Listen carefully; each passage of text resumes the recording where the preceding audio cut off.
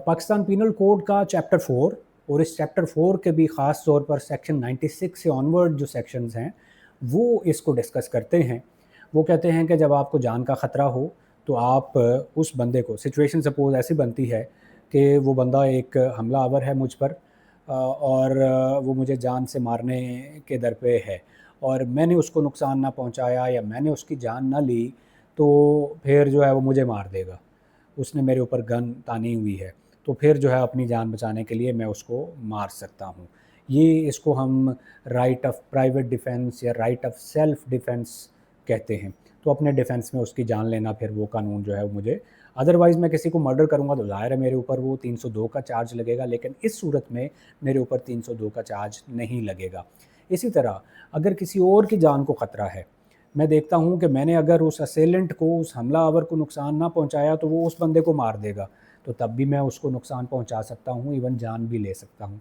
इसी तरह अगर कोई रेप का ख़तरा है, किसी बंदे को खुद अपने साथ, खातून को या मेल को या सॉडमी या जो भी, या किसी और के साथ, तो उसको लगता है कि मैंने उसको नुकसान ना पहुँचाया या ना रोका तो वो ये वाला ऑफेंस कमिट कर देगा, तो फिर भी मैं उसको जान से मारता हूँ। लेकिन इसमें बड़ा एक जो है ना वो थिन सा, वो मार्जिन बड़ा कम है।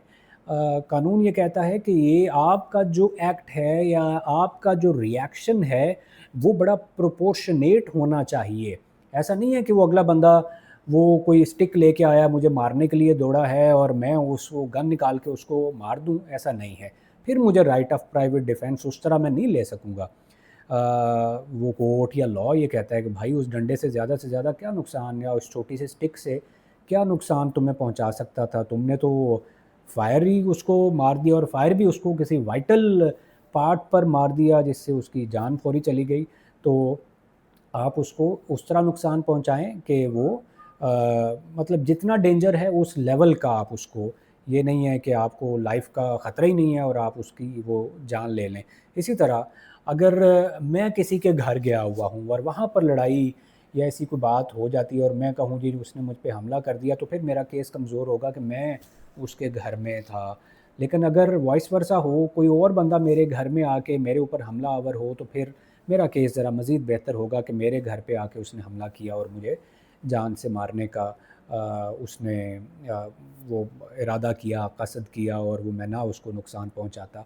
तो ये आपको इस्टेब्लिश करना, ऑल दो राइट ऑफ प्राइवेट डिफेंस या राइट ऑफ सेल्फ डिफेंस आपको अवेलेबल है, लेकिन इसको इस्टेब्लिश करना ये एक मुश्किल काम होता है।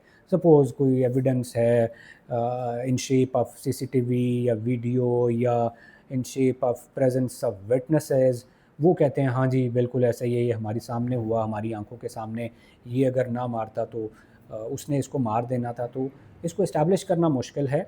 लेकिन अगर आप इस्टेब्लिश करते हैं तो right of private defence, self defence में आप किसी की जान भी ले सकते हैं। लेकिन अगर आपको अगले किसी बंदे का हाथ तोड़ के आप अपनी जान बचा सकते हैं तो उस सूरत में आप उसको, किसी को जान से मार देंगे तो वो फिर मर्डर ही होगा।